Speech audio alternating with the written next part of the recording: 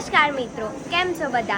આપણે આવી ગયા છે આપણા શિક્ષણ એ જ કલ્યાણ સંકુલમાં, જ્યાં 1000થી પણ વધુ નિરાધાર બાળકો રહે છે. તમે આજનું મેનુ જોઈ લીધું હશે.